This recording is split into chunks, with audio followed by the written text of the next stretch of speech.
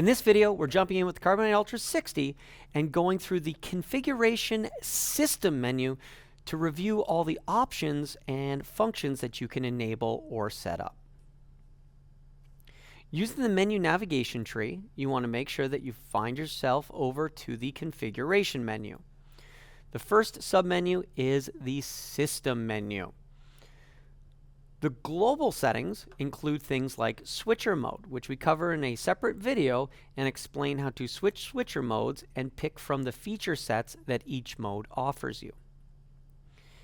Field dominance really only applies to interlaced video formats and which frame, in that frame, which field is going to be switched.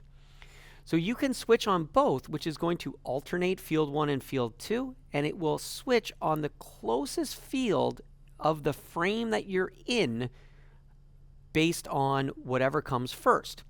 Now, some linear editor systems and non-linear editor systems do not like this, and they like a fixed field. A lot of time, it's field 2. So you can go ahead and set it, but the default is always just set to field 1. Your ancillary mode is going to allow you to set to strip the outputs or pass the outputs. This does include the horizontal blanking as well. Number of rave ABMs. So the audio breakout modules or audio breakout units are the rave analog audio embedder and disembedder. It's a dual path design system, and these allow us to add external audio inputs and outputs to the audio mixer. Now, you can have up to 3 units of this, and this will define for the system what it's supposed to expect and how to reconfigure the FPGA whenever it boots up. If you change this selection, it is going to ask for a switcher restart because it needs to change and reload the FPGA. The number of audio channels in your rave audio mixer can also be defined, and it's a similar type thing that if you change the number, it needs to restart the switcher because it has to reconfigure the audio channels. Now, you can always hide mixer channels so that they're not visible, but you will need to ensure that you've muted them and disabled them from passing any other audio. There isn't a disable that includes blocking the passing of audio if a fader channel is accidentally opened. That's what reducing the count is for. Disable audio memories. This is a feature that was introduced primarily for overdrive, but also for some operators that do not want the switcher memory system to be allowed to include memory control of the audio mixer. This is an override that will completely block it and not require that you just disable the inclusions inside of the memory store or recall section. You can always change the front panel color, so you can set up different switchers with different colors. If you've got a few in the rack, it's a great way to identify them. And of course, you can edit the date and time that is being used and storing inside of the logs. If you are not feeding the switcher LTC timecode, this is also the clock that is going to be used for the multi-viewer clocks. Under the access section, we have separated some of the functionality for security and connections. Here you can disable FTP. Note that SFTP is always functional. So really, on means FTP and SFTP, while off means SFTP only. Role-based access control allows you to link a Carbonite Ultra and Ultra 60 and Ultrix Carbonite into the system where RPM, the ROS Platform Manager, can manage access and user rights and management. Now, we highly recommend that you make sure to whitelist at least 3 IP addresses. Generally, one would be the physical panel, so its user interface will not require to be logged into. However, if you still want the touch drive panel dashboard to require user logins, you're going to have to do that here.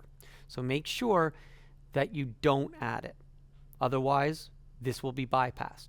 You might want an engineering PC to also be able to bypass it so that they don't have to log in. If you click on this, it is going to say changing role base requires restarting all dashboard, Caprica, and Lightning connections. Are you sure? We're going to cancel because we didn't add a whitelist. We would have ended up locking ourselves out and having no access. So next up is Rosstalk. There was a request, and it has been added in version 9 for the ability to disable Rosstalk in. So normally, things like Rosstalk and a few of the other things like the TSL UMD servers, under the status menu, you'll find the ports that are always running for those servers to connect to. However, if you want to disable so Rosstalk messages cannot trigger the switcher, then go ahead and set this to off. Under the ME tab, we're going to find our ME configurations. What you'll find, which was awesome for Ultra 60 with version 9, is we did implement a true programmable clean feed.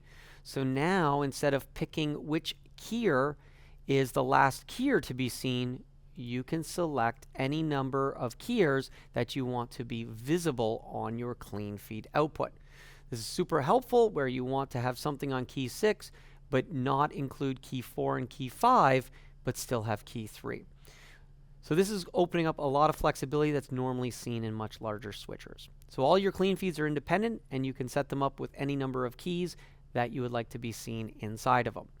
Note that media wipe transition keyer will always be seen in the clean feed because it works just like a wipe. If you were to use a DVE transition, a wipe transition, a dissolve transition, a dip to color, so a white flash type transition, those would all show up within a clean feed because it's in the transition area. That's no different with a media wipe. If you want to always have it as the very top layer and be a key that you can choose to select or not select, then you have to build those as custom controls and run them on a key layer. When we come over to the follow section, you'll notice that you can make any ME follow any other ME. So ME1 could follow ME program preset, ME2 could follow ME program preset, or we can set those to off. These selections are allowing you to say what it follows.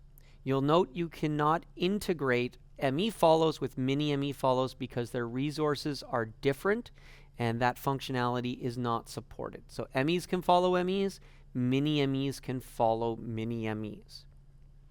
If you want to do bus follows, so if I wanted the background of mini ME1 to be following the background of program preset, then we set that up in the input substitution, and we follow by selecting that bus as the source. We're going to cover that in a separate video where we talk about substitutions and bus follows. Under your multi-panel section is where you get to define which resources each panel has access to. So if on my satellite I only wanted it to have access to Mini ME1 and Mini ME2, maybe it's just a screen control panel for iMag, I would give it just those resources. And that way they wouldn't be able to select the other MEs or Mini MEs and control them. They would only be able to control their own selections. Under saving file sets, we've covered this in other videos. However, it's very simple. You have an internal SSD with the Ultra 60. You have your file sets. If you want to have custom names, please see the video on file management. That will show you how to FTP in and change names. With Ultra 60, you can also plug in USB drives. There's 3 USB ports. You could have 3 USBs simultaneously plugged in, and those have their own storage locations to be able to store and recall files from as well. We also are able to export file sets, and again, if you watch the file management video, we cover how that works and where they transition to. Under load sets, works the same way. Now we pick the set that we want to load, and we can pick which pieces from that set will be loaded in to the switcher and running now. Under the reset page is where you're going to find the ability to default or clear out memories, custom control sequences, ultrascenes, bus maps, and basically perform a complete factory reset. So if you wanted to start a board clean and build a whole show from scratch and have everything reset, you could come in here and clear everything out.